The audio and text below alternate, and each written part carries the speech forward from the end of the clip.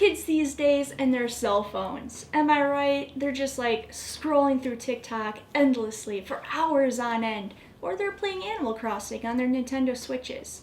In 1923, parents had very similar complaints, only instead of apps on their phones, it was the radio that was enthralling and delighting thousands of kids across the United States.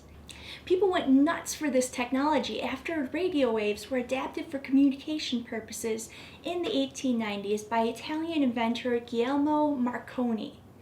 And by the 1920s, there was a thriving culture of amateur and professional radio. Everyone wanted a slice of it. And it's not hard to see why. Kind of like how the internet revolutionized our lives today. Radio revolutionized communication in the early 1900s. Now, instead of waiting for a newspaper delivery or something to be heard via word of mouth, news from around the corner and around the world was available to you at any time of day.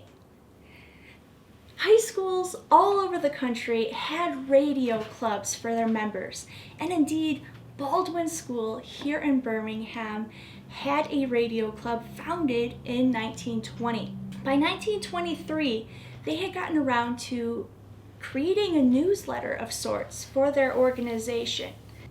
And this is that very first issue of that newsletter. It's called the Baldwin Buzzer, and this issue was published November 15th, 1923.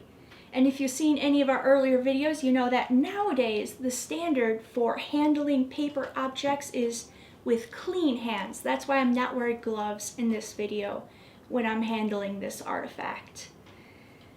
And so this newsletter is about 6 pages long. And you might be thinking, why would a radio club put out a newsletter? That seems like a little bit of a step back. But the very first issue, one of the very first articles on the first page, sets us straight with exactly why they decided to make this newsletter.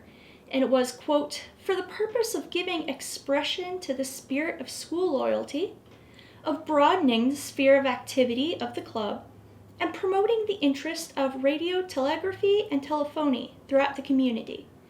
And further, it was the club's wish to appeal to all students, and particularly those interested in radio, and not just the forward-facing side of radio, talking into the radio and being heard by others, but also the mechanical side as well.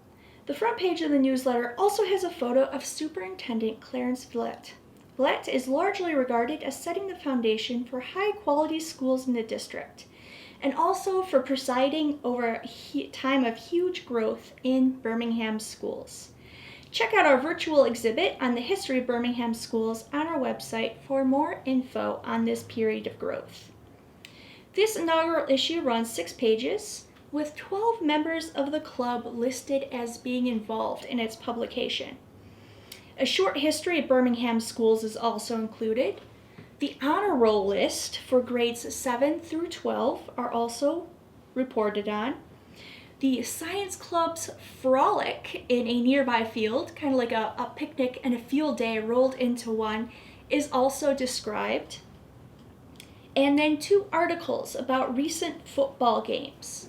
And then finally we have an article and associated drawing of a reflex circuit, which had the potential to both increase the power and efficiency of radios. And unlike today, when many journalism clubs and classes go to outside printers for their newsletter and newspaper publications, this newsletter was printed by the students themselves. The Baldwin Buzzer reports that the year before, the Camera Club had left $42 to the school for the express purpose of buying a press. So what technology enthralled you and your peers when you were in high school? What clubs did you belong to? Let us know in the comments below. And thank you, and we'll be back next time for another artifact short here from the Birmingham Museum.